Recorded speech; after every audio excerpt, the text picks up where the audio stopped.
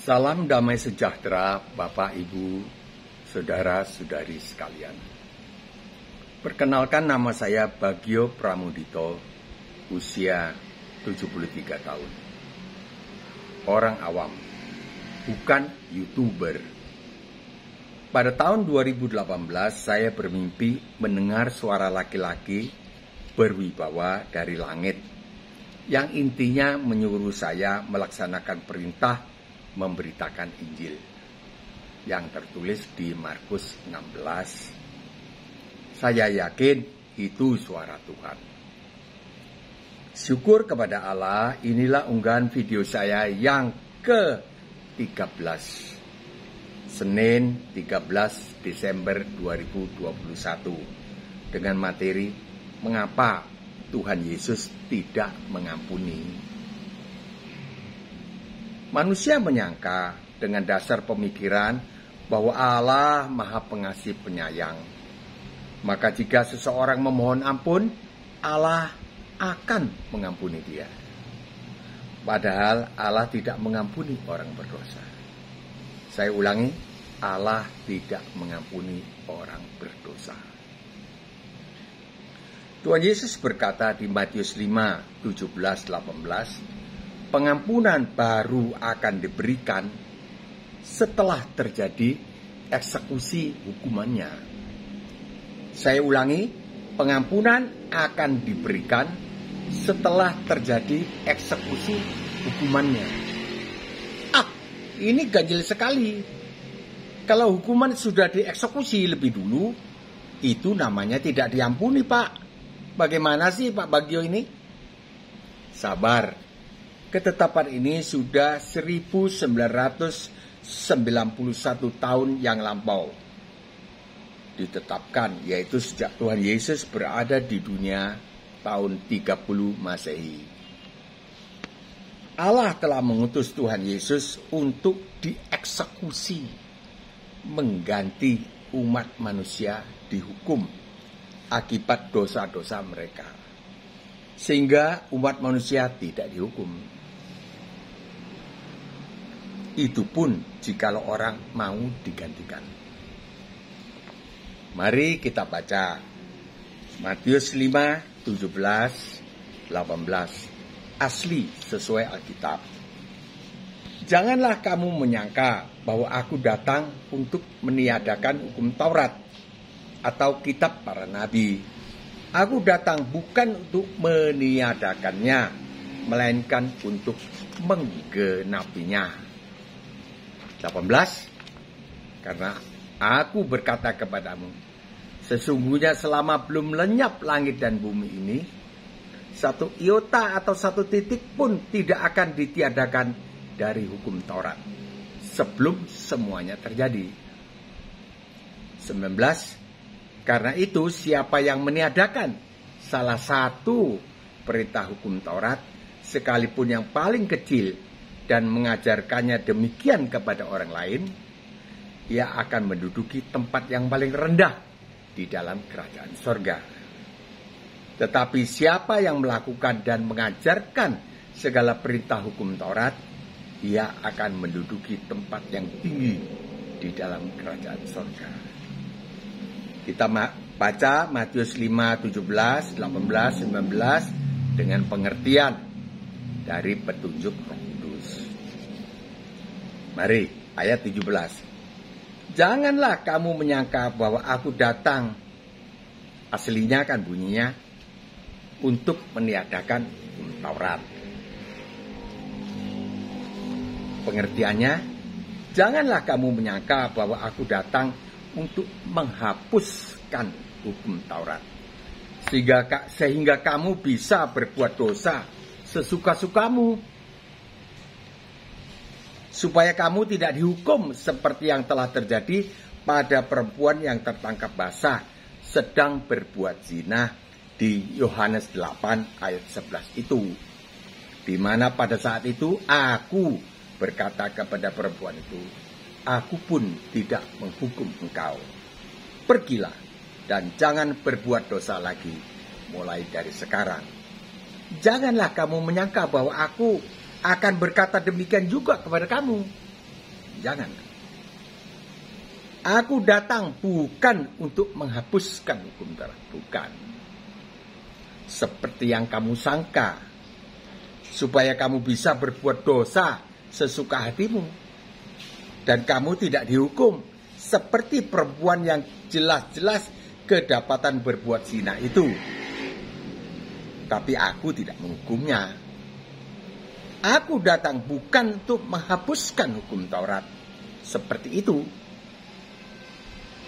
Melainkan untuk menggenapi yang dituntut oleh hukum Taurat bagi umat manusia akibat dosa-dosa mereka. Termasuk bagi perempuan yang tertangkap basah sedang berbuat zina di Yohanes 8 ayat 11 itu. Aku tidak menghapuskan hukum Taurat bagi dia. Aku tidak mengampuni dia. Tetapi aku menggenapi hukuman yang dituntut oleh hukum Taurat bagi dia. Di kayu salib. Aku menggantikan dia dihukum akibat dosa zinahnya.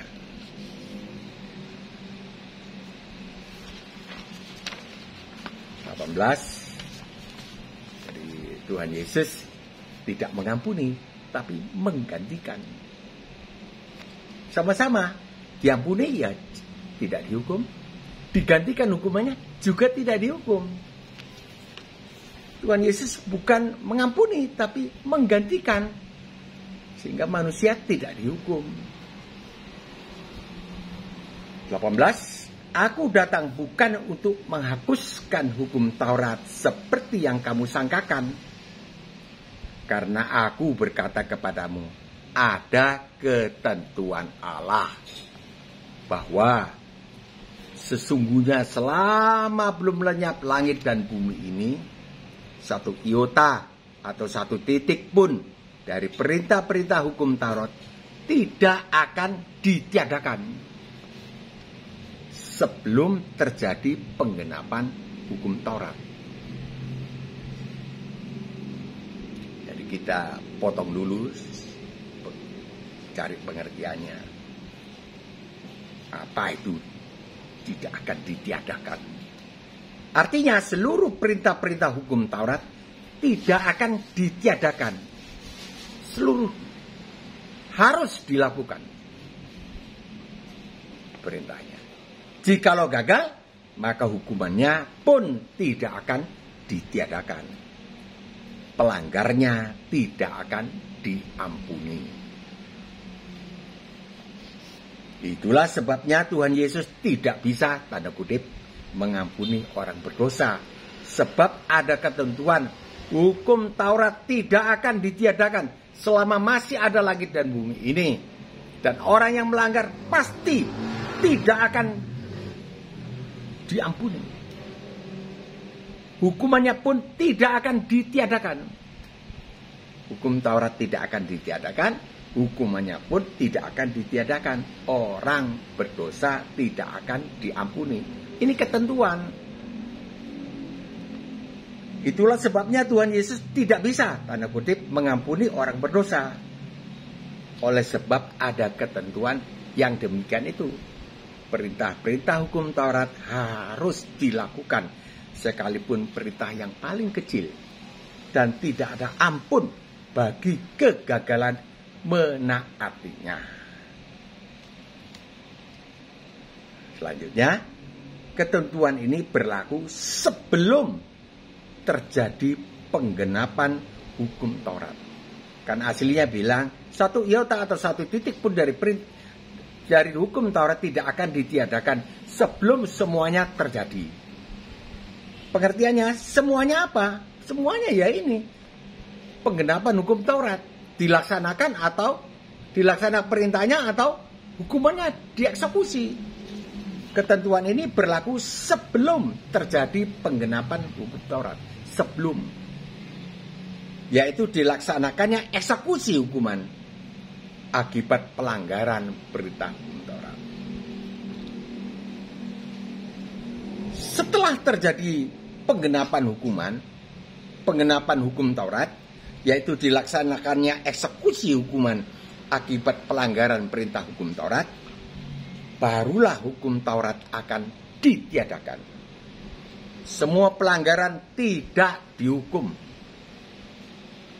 Burung tidak sengaja, bukan pelanggaran sengaja.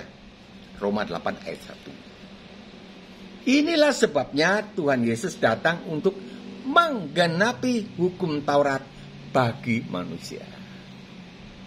Tuhan Yesus tidak mengampuni, tidak meniadakan hukum Taurat, melainkan menggenapi hukum Taurat bagi manusia.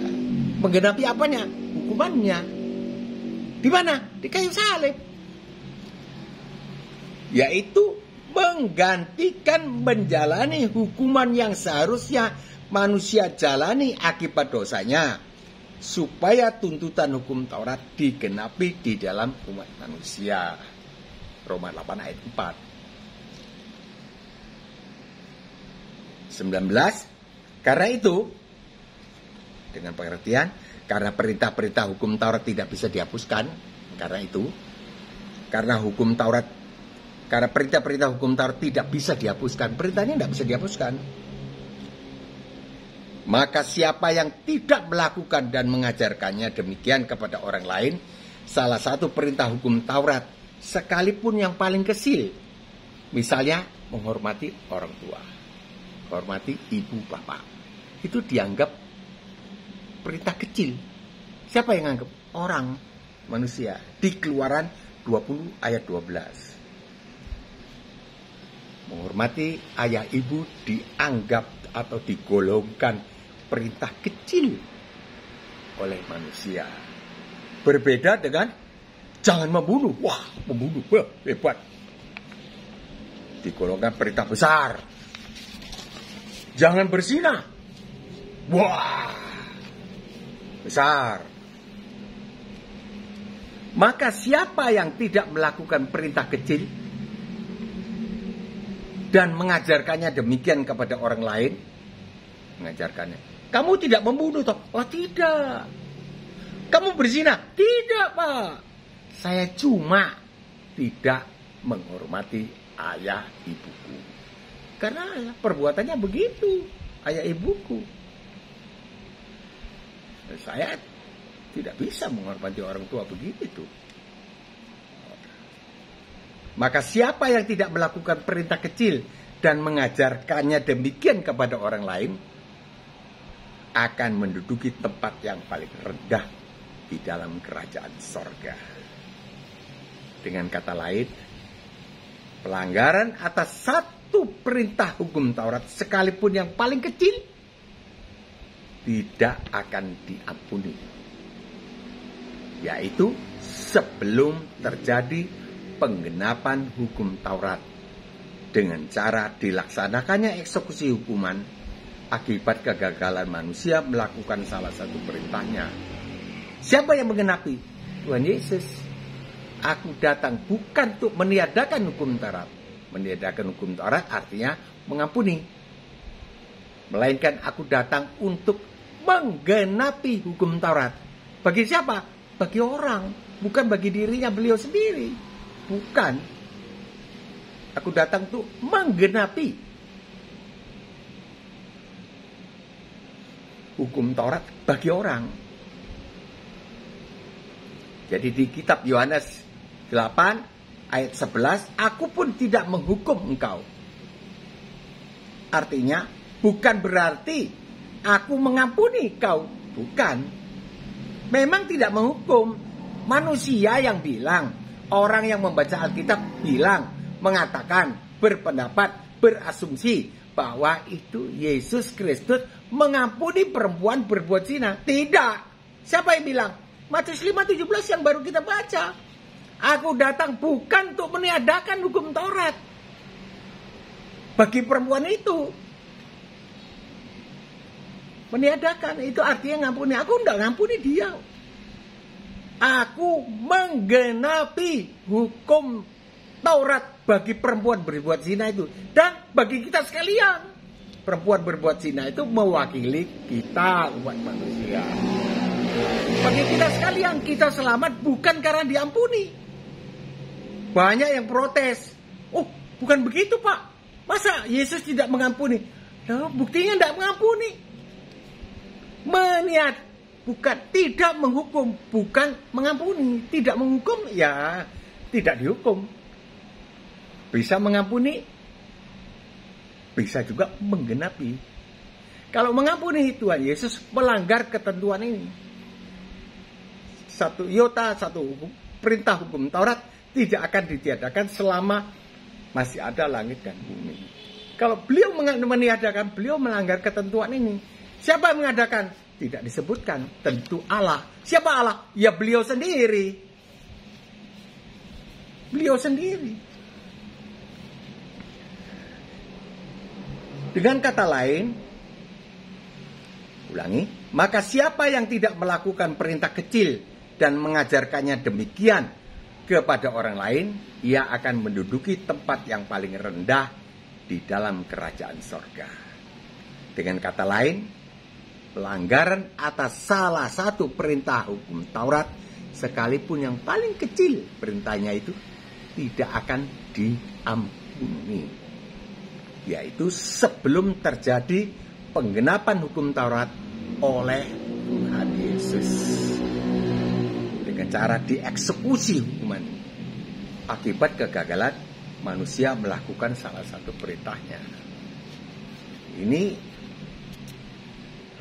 Matius 5, 17, 18 identik atau sama dengan Roma 8 ayat 3, 4 yang ditulis oleh Rasul Paulus. Ini dikatakan oleh Tuhan Yesus langsung. Sebab apa yang tidak mungkin dilakukan oleh hukum Taurat karena tak berdaya oleh daging, telah dilakukan oleh Allah.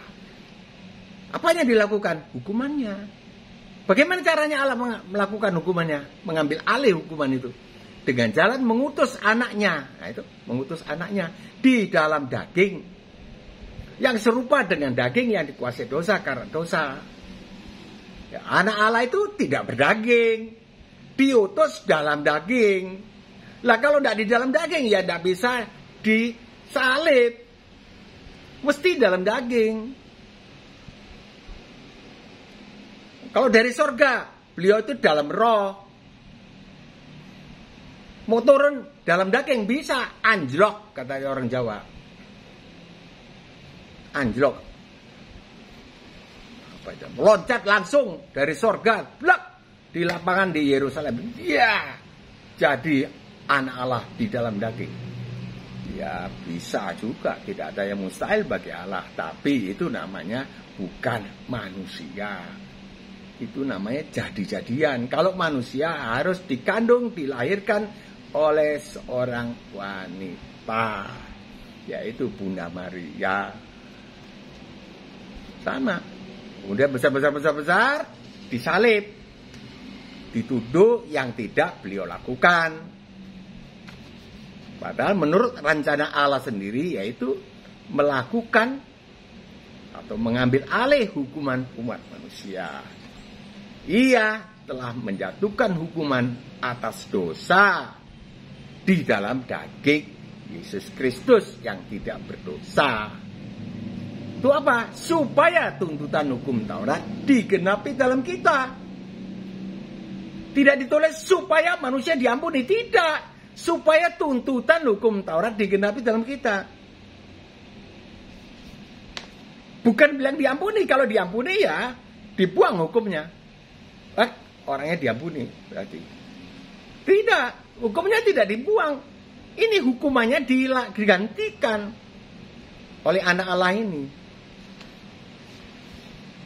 Supaya tuntutan hukum Taurat digenapi. Tuntutannya digenapi dalam kita umat manusia. Kalau orangnya bilang, saya mau jadi selamat, itu dibenarkan karena iman. Itu yang maksudnya. Dibenarkan karena iman. Mau. Roja. Maka serakna. Kaulo purun. Boron. Betura.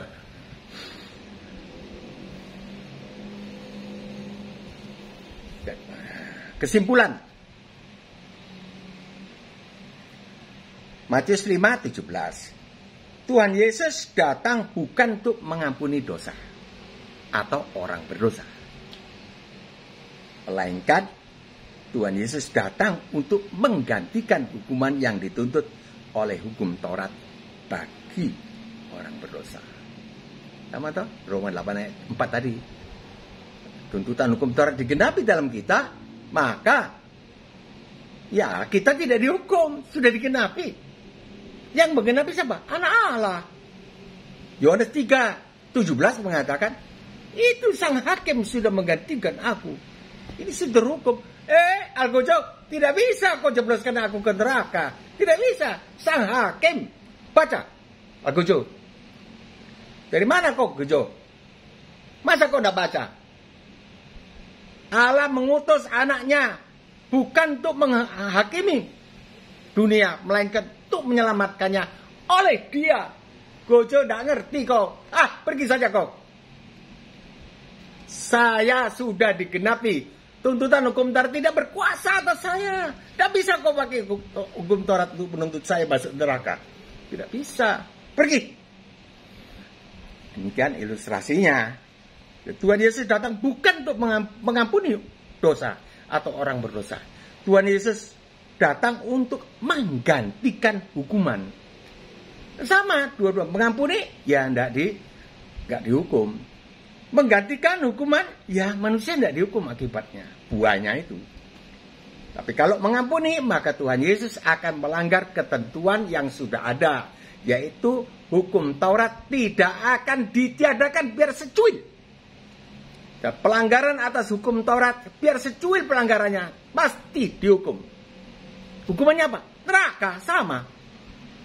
Karena takaran Allah, kekudusan Allah, maha kudus. Sama dengan orang membunuh 1000 orang. Sama. Itu 17. 18.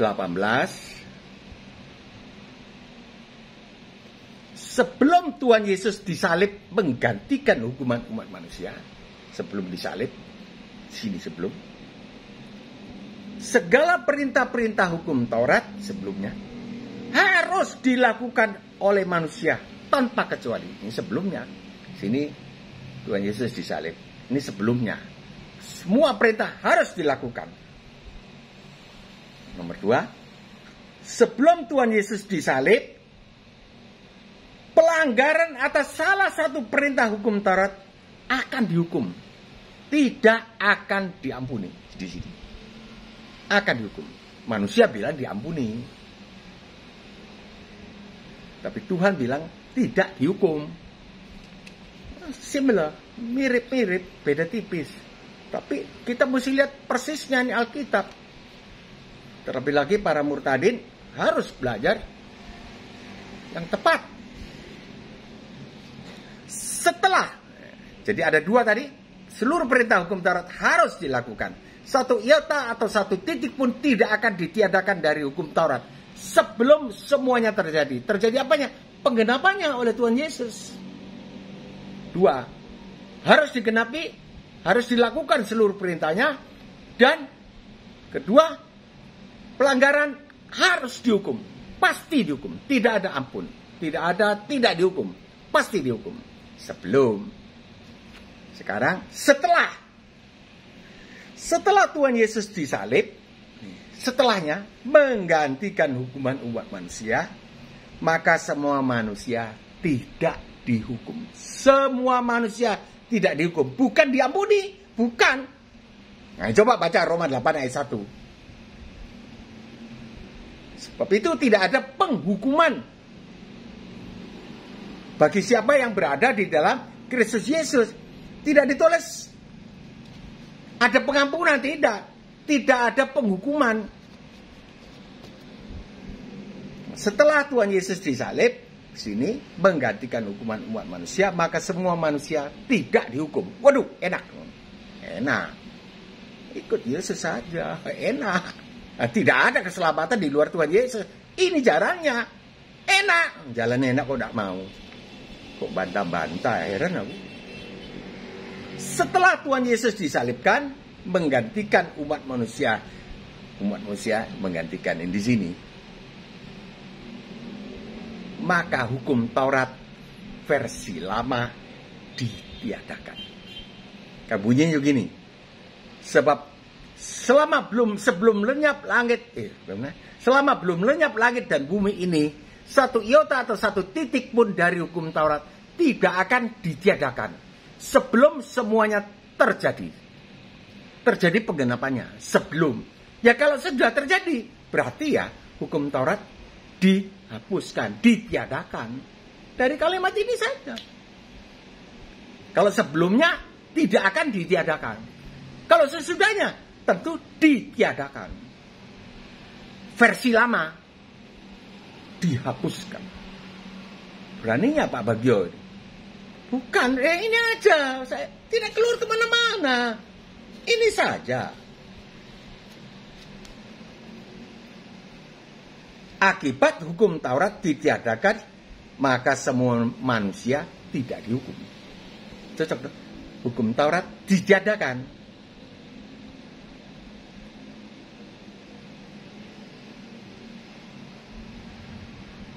Tuhan Yesus datang bukan untuk meniadakan hukum Taurat, tapi menggenapi. Setelah digenapi hukum Taurat itu, hukumannya digenapi, maka hukum Taurat itu ditiadakan. Aduh, apa ya? Setelah Tuhan Yesus disalib, hukum Taurat versi lama, Keluaran 20, ditiadakan, dihapuskan. Akibat hukum Taurat ditiadakan, maka semua manusia tidak dihukum. Tetapi segera setelah hukum Taurat versi lama ditiadakan, diundangkan hukum Taurat versi baru diberlakukan. Siapa yang bilang? Matius 5:20, satu ayat lagi mundur. Maka jika hidup keagamaanmu tidak lebih benar daripada hidup keagamaan ahli Taurat dan orang Farisi, aku berkata kepadamu, sesungguhnya kamu tidak akan masuk ke dalam kerajaan surga. Jadi harus lebih benar. Orang ahli Taurat dan orang Farisi hidup keagamaannya berdasarkan hukum Taurat lama. Jangan membunuh. Matius 5:21. Telah difirmankan kepada nenek moyang kita, jangan membunuh. Siapa membunuh harus dihukum. Tetapi, nah ini, aku berkata kepadamu. Kata tetapi, in 22, tetapi berarti menganulir hukum Taurat yang versi lama. Ini saya pakai istilah versi lama supaya kita bisa membedakan yang lama dan yang baru. Mau pakai istilah lain ya terserah, saya tidak tahu. Tapi istilah yang saya gunakan ya yang lama, dan ada yang datang kemudian berarti baru. Tetapi aku berkata kepadamu, siapa yang marah kepada saudaranya, dia sudah harus dihukum. Jadi sama, marah sudah sama dengan membunuh. Jadi hukum Taurat lama itu ditiadakan bukan orang boleh membunuh. Bukan, marah aja nggak boleh. Apalagi membunuh, lebih halus. Kalau dulu versinya analog, sekarang digital. Barangkali begitu. Lebih peka. Kalau dulu dibilang, jangan berzina. Tetapi aku berkata kepadamu, setiap laki-laki yang melihat perempuan dan timbul keinginannya berbuat zina, tidur dengan dia. Kalau terjemahan lama, bergerak syahwatnya. Waduh, ngeri deh terjemahannya. Tapi memang begitu. Dia sudah berzina di dalam hatinya. Lebih peka. Jadi hukum Taurat lama ditiadakan. Tapi kita harus hidup di dalam hukum Taurat baru. Kalau dulu menceraikan istri, kamu masak selalu tidak bisa. Bikin bersih rumah nggak bisa, kotor selalu. Ini ada-ada aja laki-laki begitu kalau mau menceraikan istrinya. Nih, surat cerai. Pergi. Cerai. Sah itu. Tidak melanggar hukum. Hukum Taurat lama begitu. Kasih surat cerai. Tetapi aku berkata kepadamu. Nah itu. Kalau kata tetapi itu sudah menganulir hukum Taurat lama itu. Aku berkata kepadamu, itu pengumuman atau launching daripada hukum Taurat baru, versi baru. Siapa yang menceraikan istrinya kecuali karena zina. Tapi terjemahan yang benarnya adalah kecuali karena persundalan. Zina mungkin kepleset atau apa, minta ampun, bisa. Persundalan, cerai. Kecuali karena persundalan, perzinahan, dia telah membuat istrinya berbuat zina. Barang siapa kawin dengan perempuan yang diceraikan, dia berbuat zina juga. Kacau. Itu jadi artinya tidak boleh cerai. Ya sekarang sudah tidak cocok.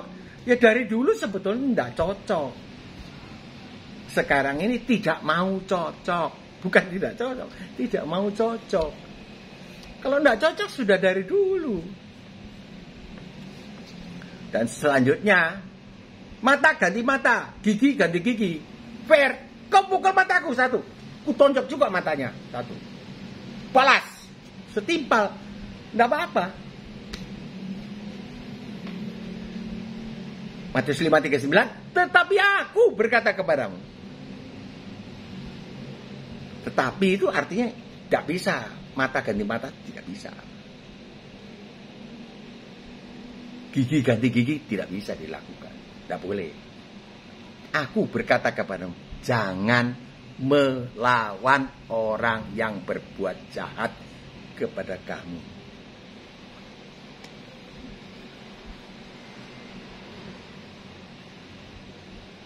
Jangan melawan. Saya berhenti sebentar, sukar. Kalau tempeleng kiri kasih kanan, diolok-olok sama orang-orang yang di luar Kristen. Ayo tempeleng kiri kasih kanan. Gak apa-apa. Kita kerjakan karena beliau sudah menggantikan hukuman kita. Perintahnya harus sepantasnya, seyogyanya kita menurut beliau. Hukuman kita digantikan. Artinya kita tidak ada algojo atau siapapun yang bisa mendorong kita masuk neraka. Algojonya ya Tuhan Yesus sendiri. Barang siapa marah dan berkata jahil. Jahil artinya maki-maki.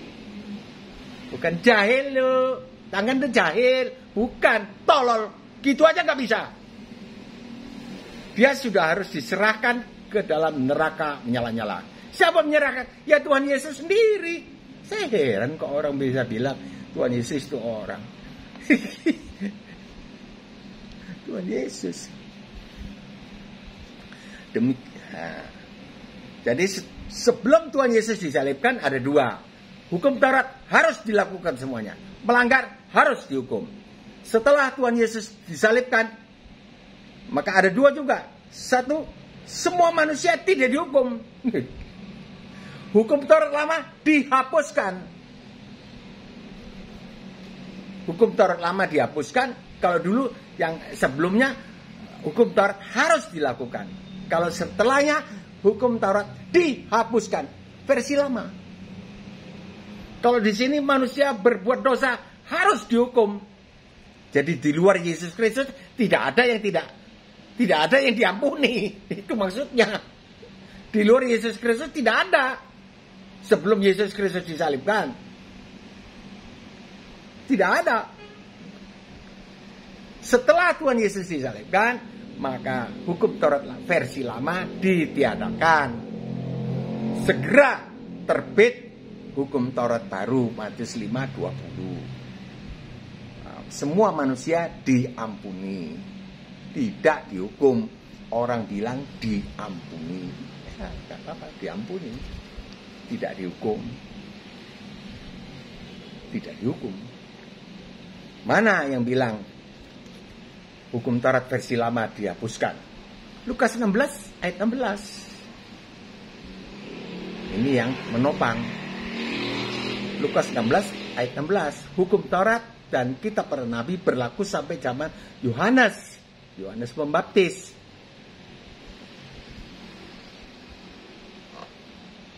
Yohanes Pembaptis kakak sepupu Tuhan Yesus. Beda 6 bulan, kakak sepupu. Jadi sebetulnya Tuhan Yesus mengatakan hukum Taurat dan kitab para nabi berlaku sampai zamanku. Zaman aku disalib, berlaku sampai di situ.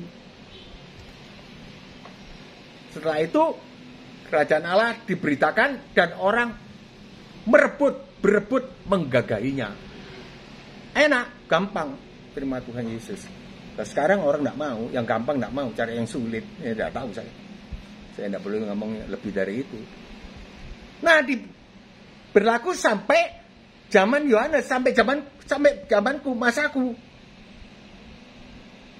17 kata, masih lebih mudah langit dan bumi lenyap daripada satu titik hukum Taurat batal. Tadi bilang sampai situ, berarti kan batal. Tapi di sini dikatakan lebih mudah langit dan bumi lenyap daripada satu titik batal. Satu titik hukum Taurat batal. Bagaimana sih? Kok kontradiksi? Tidak. Di sini yang 17, Lukas 16 ayat 17, di sini disebutkan hukum Taurat baru. Ini 16 ditiadakan hukum Taurat lama, diberlakukan hukum Taurat versi baru, yaitu Matius 5 21 sampai 48. Yang serem-serem itu, kasihlah musuhmu.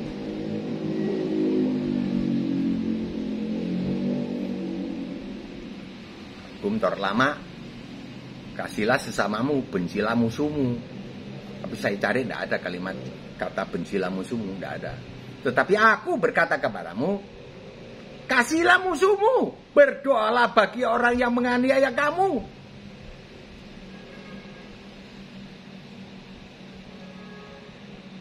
Saya diam sebentar karena terkenang Pak Kate dikasih makan kotoran manusia, dipukuli, dihajar.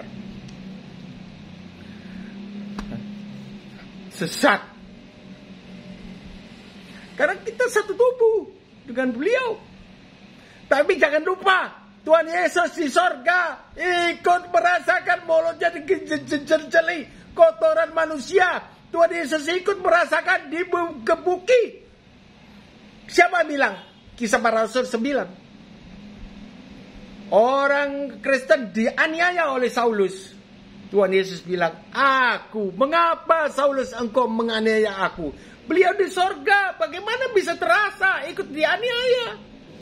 Jadi Pak Kace dianiaya di sini, Tuhan Yesus rasakan. Belalah Tuhan.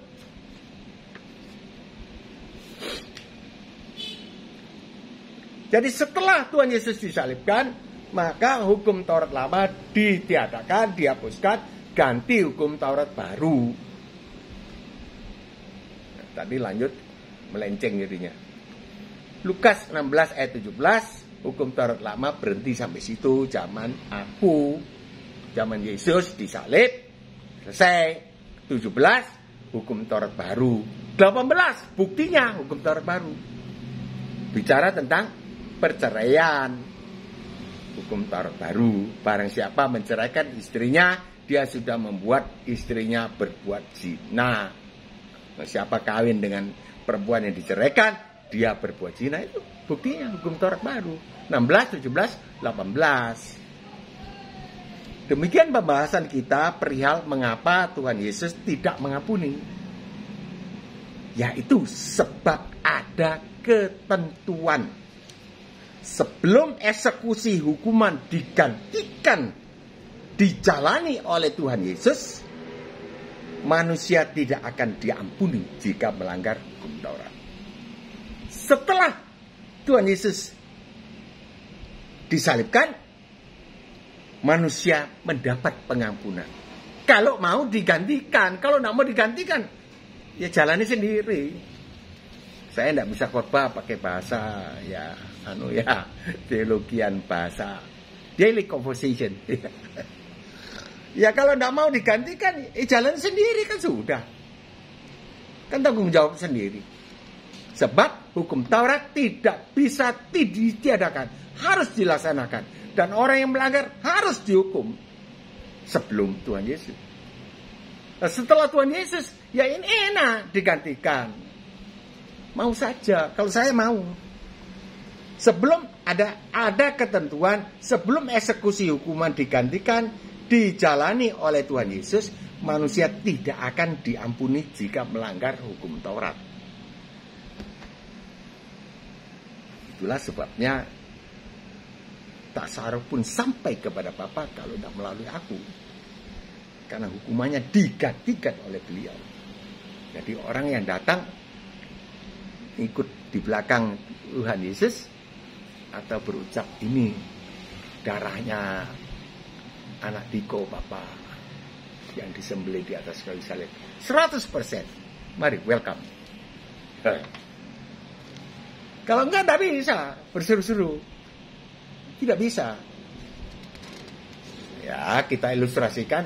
Ya, kalau kita kedatangan orang ya sakit jiwa yang tidak pernah mandi.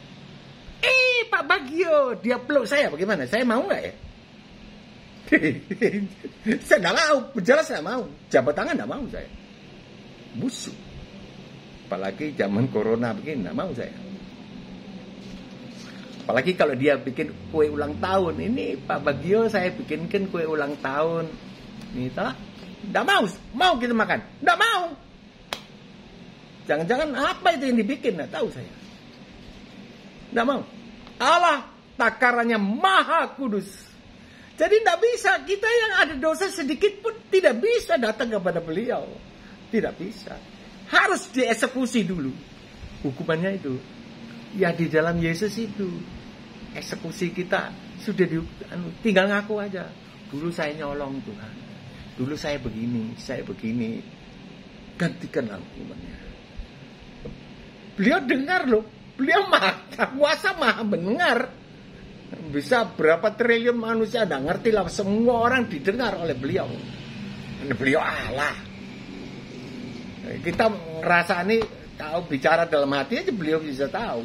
Itu kan Allah sendiri. Kalau bukan Allah tidak bisa. Saya tidak tahu nih saudara ini pikir apa tentang saya tidak tahu. Tuhan Yesus tahu. Jadi di luar Yesus tidak ada keselamatan. Ini sebabnya. Jadi mengapa Tuhan Yesus tidak mengampuni? Ya ini, ada ketentuan sebelum eksekusi hukuman digantikan oleh Tuhan Yesus, manusia tidak akan diampuni jika melanggar hukum Taurat. Jadi ketentuan ini. Jadi Tuhan Yesus kalau mengampuni ya melanggar ini. Karena belum dijalani oleh beliau. Setelah beliau jalani, ya bisa hukum Tauratnya diampuni kita. Kita mendapat pengampunan setelah beliau menggantikan hukuman kita. Itulah sebabnya Tuhan Yesus datang bukan untuk mengampuni orang berdosa, melainkan untuk menggantikan orang berdosa. Tuhan memberkati kita sekalian. Amin.